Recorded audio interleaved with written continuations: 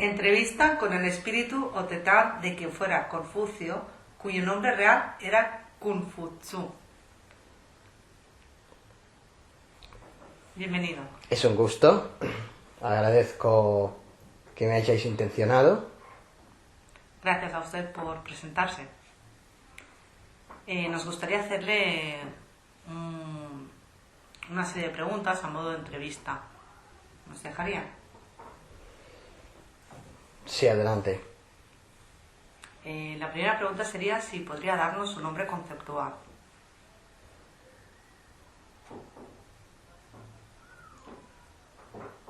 Mi nombre conceptual era Coreldan, con K la primera, Cor, el Dan.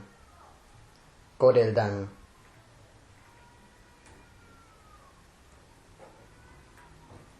Vale. ¿Y en qué plano vibracional se encuentra actualmente?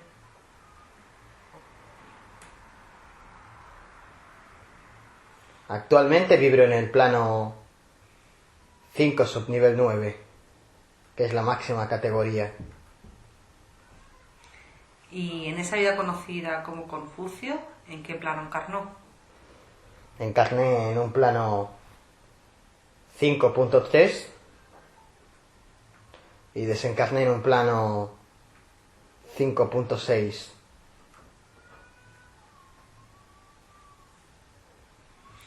¿Está encarnado actualmente? No, De acuerdo. ¿Y qué edad espiritual tiene?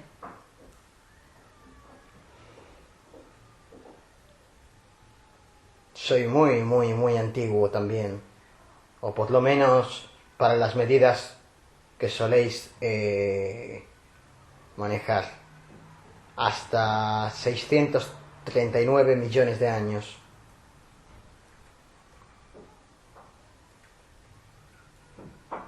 ¿Y cuántas vidas ha tenido?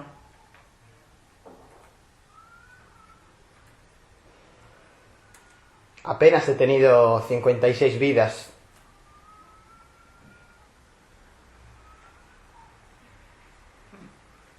Solo he encarnado 3 veces en Sol 3. ¿A qué es debido tan poquito?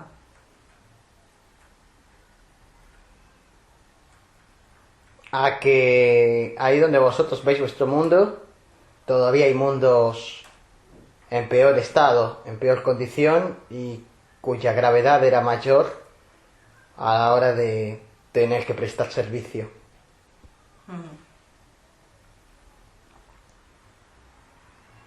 ¿Ha vuelto a encarnar desde su vida como Confucio? No he vuelto a encarnar. ¿Y ha tenido más encarnaciones relevantes en este u otros mundos? Sí, en otros mundos sí. En este no. ¿En qué misión encarnó en esa vida? Encarné con la idea de conseguir cambiar la mentalidad, cambiar las normas y sobre todo con la misión de que el pueblo fuera consciente de que muchas veces los gobernantes no toman las mejores decisiones.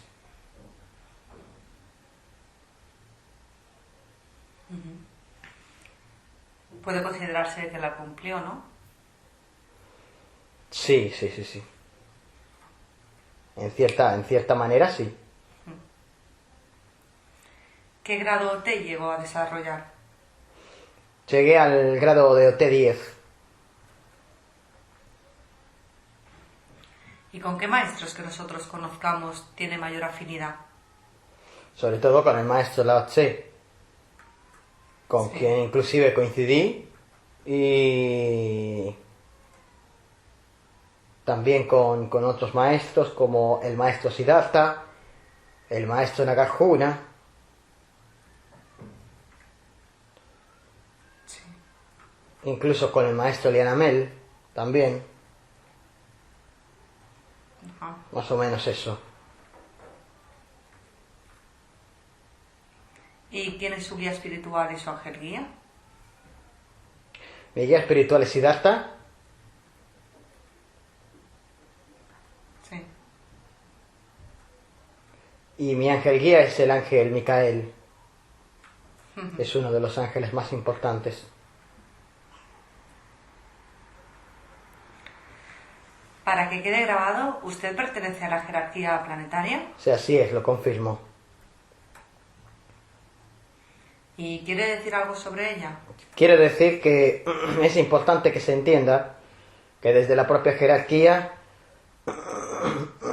no solo se obra en servicio, que esto es algo que también obran muchos otros seres del plano 5 y del plano 4, sino que se trata desde la amplitud que se tiene y desde inclusive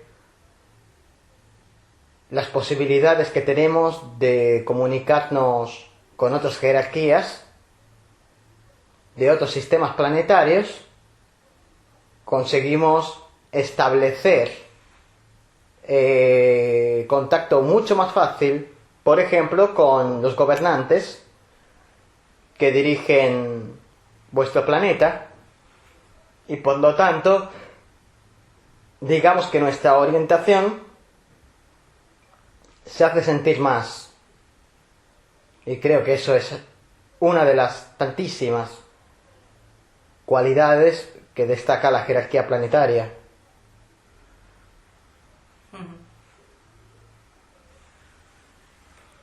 ¿Quiere decir algo sobre el confucianismo? Solo que creo que con el pasar del tiempo los escritos se han tergiversado, muchas cosas no son tal cual se cuentan, o no fueron tal cual se cuentan, y al igual que sucede con muchísimos otros movimientos, hay tergiversaciones y cosas que se van perdiendo. Pero en esencia creo que el confucianismo es algo que yo diseñé, que yo elaboré, que yo creé, con la intención de que la gente cuestionara a sus gobernantes y que no lo tomaran todo al pie de la letra. Es verdad que hablamos de que en mi propio confucianismo trato de alguna manera, clasificar en unas normas, en unas conductas morales, como para que no haya desvío, para que no haya desviamiento.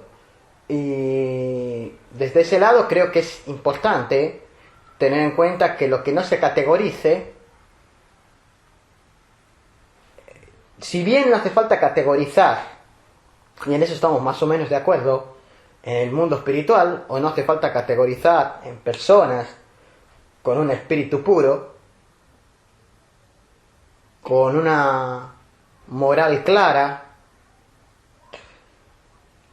con un corazón puro. Por el contrario, creo que la mayor parte de gente no es así, y hace falta diferenciar la gente que realmente es útil, la gente que no es útil, los gobernantes que gobiernan mal, a los gobernantes que gobiernan desde la nobleza, desde la caballerosidad y desde unas normas morales éticas. Y por ahí creo que tuvo mucho sentido mi obra. Sí. No podemos dejarlo todo al margen de la libertad, ni podemos todo dejarlo en una igualdad. No desde el mismo momento en que hay gobernantes puros y gobernantes impuros, y gente con razón y gente sin ella. Entonces, de lo contrario, estaríamos dando el mismo poder a una persona que actúa con la nobleza, a una persona que actúa desde la razón, a una persona que actúa por intereses egoístas. Sí.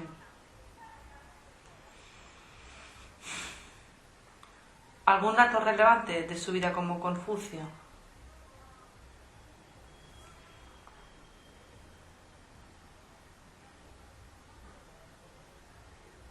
relevante, creo que hay que entender que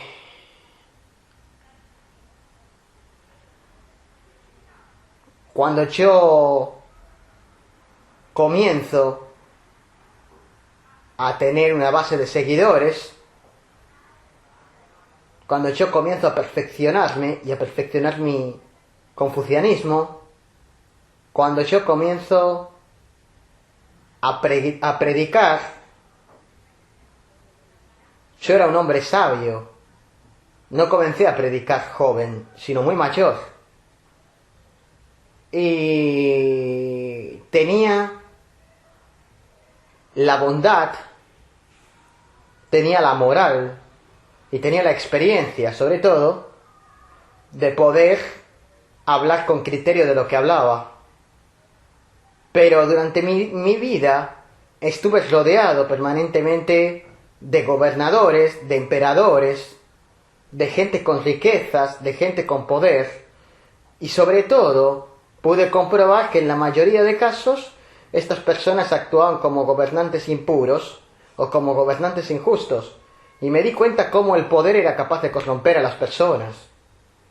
En muchos casos eran personas que conocía de antes, incluso de que fueran emperadores, y yo me juntaba a ellos y trataba de orientar desde la razón, pero generalmente el ego no permitía escucharme. Entonces reconozco que en esa vida generé mucha frustración por no ser escuchado, mucha frustración porque la gente lo seguía a pies juntillas,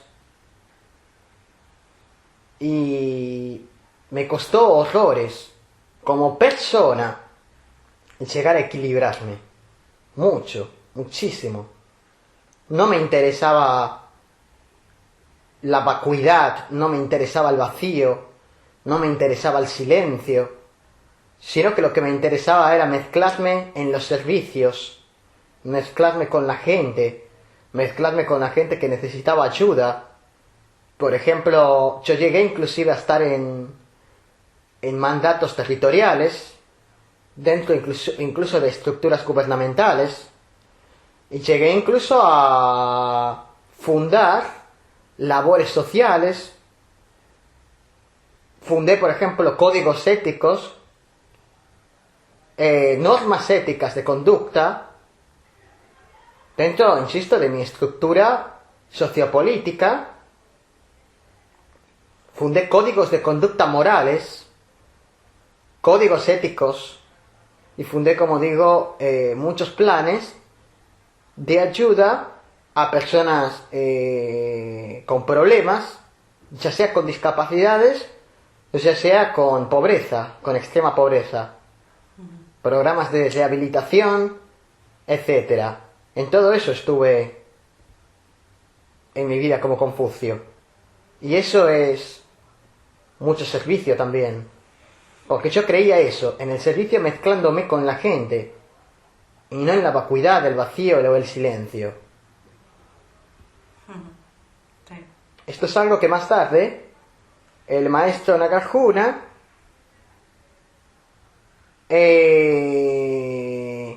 tú piensas que el maestro Nagarjuna a nivel espiritual, y digo a nivel espiritual, se ha comunicado en muchísimas oportunidades con pensadores, con filósofos.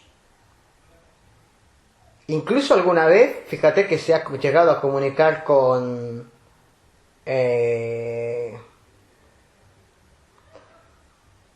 algunos directores de cine, de vuestro cine, transmitiendo sus propias ideas como para que sean escuchadas o sean comprendidas, porque el maestro Nagarjuna no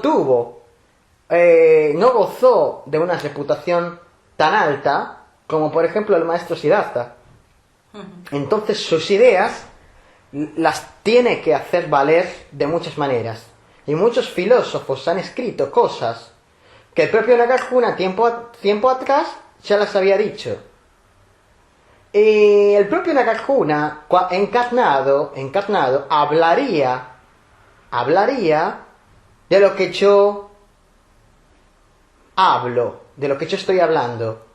Hablaría de la necesidad de implicarse, de la necesidad de implicarse en el servicio con el otro, ¿no? De que el servicio se tiene que prestar con los demás y no fuera de ella meditando en una montaña. De todo esto hablaba Nagarjuna. Entonces, ¿qué pasa? Que la gente conoce a Siddhartha y se queda con Siddhartha. Y lo que enseñó Siddhartha es verdad que era necesario en la época. Era necesario. Pero Nagarjuna dijo: yo vengo a enseñar otra cosa. Otro extremo de la balanza, ¿no? Como él no fue tan reputado, muchas veces transmite sus ideas de muchas maneras como para que no se incline la balanza siempre a favor de la meditación, de la tranquilidad, del no involucrarse, ¿no? Que es lo que más se conoce dentro del propio budismo, Sí. por el propio Siddhartha. Entonces es una manera de equilibrar. Muchas de las cosas de las que hablaba Nagarjuna son de las que hablo yo ahora y tiene que ver con mi vida como Confucio, en el cual inmediatamente traté de inmiscuirme con la sociedad, con el sistema, ¿no? Dentro de las estructuras sociales y dentro de las estructuras políticas. Porque yo creía en esa vida que tenía que cambiar las sociedades de dentro. Y en eso consistía mi misión, insisto. O en eso consistía mi propósito. Y en eso, por ejemplo, tuve disparidad con el maestro Lao Tse. Sí. Sí, sí. Ya, sí. Te lo cuento en otro momento, si eso. Sí, queríamos ahora después hacer una breve sesión para... Yo solo quiero pedir desde aquí que se convoque al maestro Nagarjuna en alguna sesión, porque realmente estoy muy de acuerdo con lo que él enseñaba en un porcentaje bastante alto. Hombre, había discrepancias también, pero eso es otra cosa. Vale. Agendamos entonces. Y tengo otra pregunta que, si me permite, procedo a leer un breve fragmento de un texto para contextualizarla. De acuerdo. Una popular tradición sobre su vida establece que a los 50 años de edad se convirtió en magistrado de Songtu y un año después fue nombrado para ejercer en Lu un cargo equivalente al ministro de Justicia. Se cuenta que, a los pocos días de ser nombrado ministro, mandó ejecutar en el Principado de Lu a un noble Chao Chong Mao delante de las puertas de su castillo y ordenó, además, que su cadáver fuera expuesto durante 3 días. Cuando le preguntaron cómo se atrevía a hacer aquello con uno de los hombres más considerados en Lu, Confucio respondió que aquel hombre, además de ser un indeseable, poseía algo que lo hacía más peligroso. Era tan brillante y tenía tal facilidad de palabra que sería capaz de arrastrar a otros en sus errores. La pregunta, pues, sería si es verdad que mandó ejecutar a ese hombre. Solo hay algo más peligroso que un cretino, que es un cretino que convierte a otros en cretinos.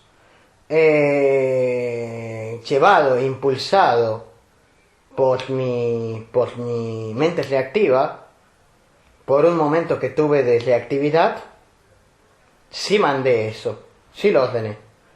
Y lo justifiqué además. Realmente era una persona muy peligrosa, porque no solamente que tenía ideas morales, ideas más bien inmorales, sino que además se dedicaba dentro de sus propias ideas inmorales, a cumplirlas. Era una persona que engañaba, que incluso violaba o tenía incluso ideales que se contraponían al ideal de Dios. O sea, era peligroso incluso contra la religión. Y como amenazaba claramente la estructura social, y como era una persona que tenía un gran séquito detrás, y que tenía una capacidad, era muy inteligente, y tenía una gran capacidad para hacer que otros lo siguieran, en una reactividad él había intentado conspirar para hacerme fuera del cargo de magistrado, y lo mandé a ejecutar. Así fue. Fue un momento de reactividad del cual no me enorgullezco, pero a veces, y solo a veces, es necesario eliminar a una manzana podrida antes de que todo el cesto se pudra. Sí. A veces sacrificas a uno y paras los pies a todos los demás. Eso es todo. Vale. ¿Quiere darnos algún mensaje relevante? No, creo que ya di varios. Muchas gracias. Me despido, y con toda mi moralidad y con toda mi luz. Hasta todo momento. Sed justos.